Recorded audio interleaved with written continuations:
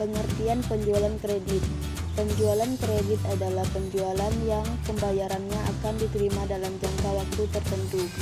Setelah penjualan dilakukan sesuai dengan kesepakatan antara penjual dan pembeli. Ada beberapa fungsi yang berkaitan dengan sistem akuntansi penjualan kredit, yaitu 1. Fungsi penjualan: menerima pesanan dari pelanggan, mengedit, meminta otoritas kredit, penentuan tanggal pengiriman barang. 2.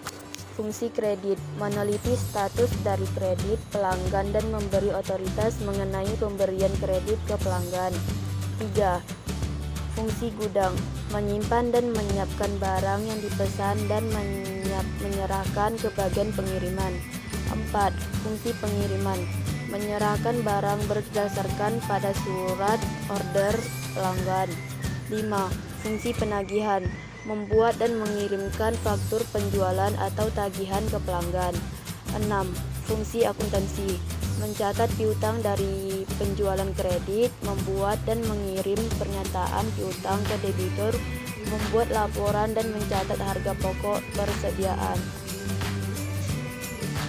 Ada beberapa tahapan yang dilalui ketika kita melakukan penjualan secara kredit.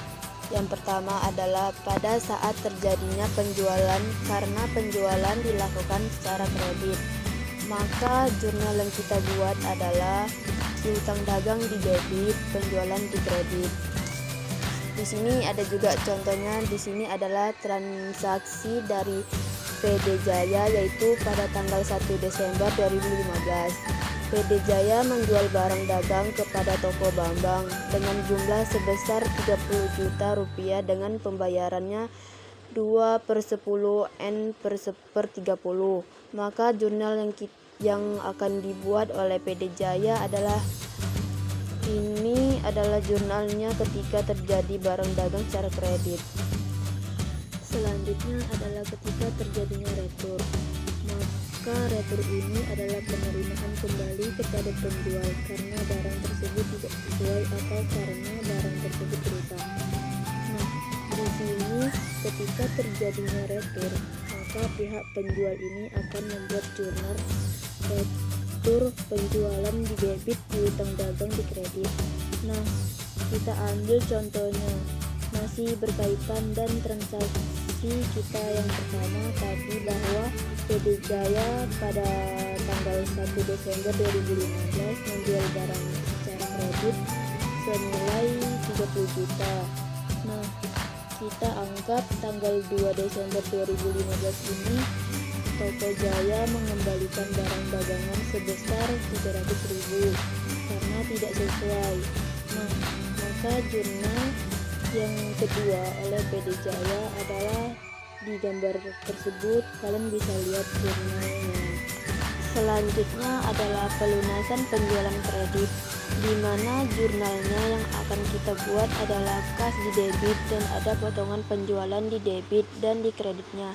Ada piutang dagang.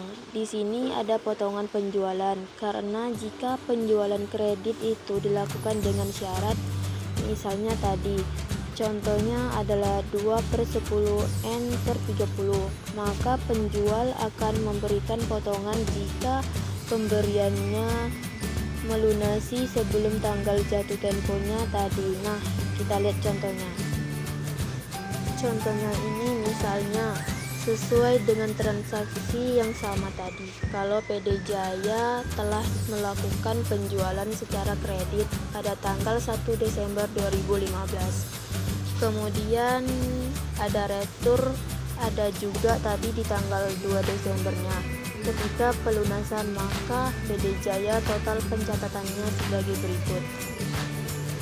Nah, ini adalah langkah-langkah penyelesaiannya.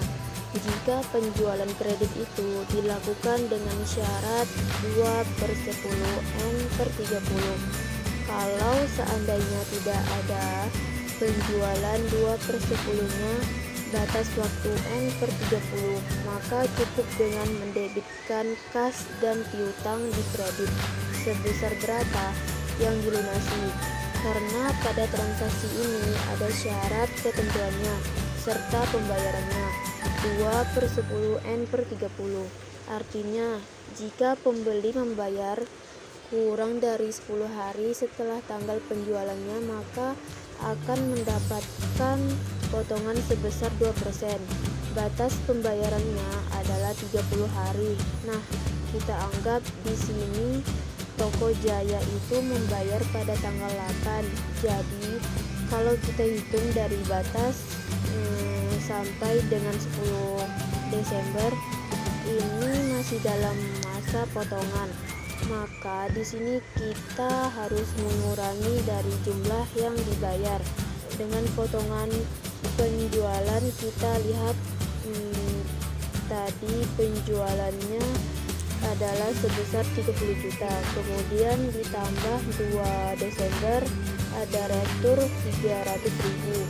Maka utangnya Toko Bambang itu yang seharusnya dikurangi dengan retur tadi jadi 29.700. Nah, karena Toko Bambang melunasi pada tanggal 8 Desember, maka dia mendapatkan potongan harga 2%. Nah, itulah caranya sehingga kas yang diterima 29.190.000.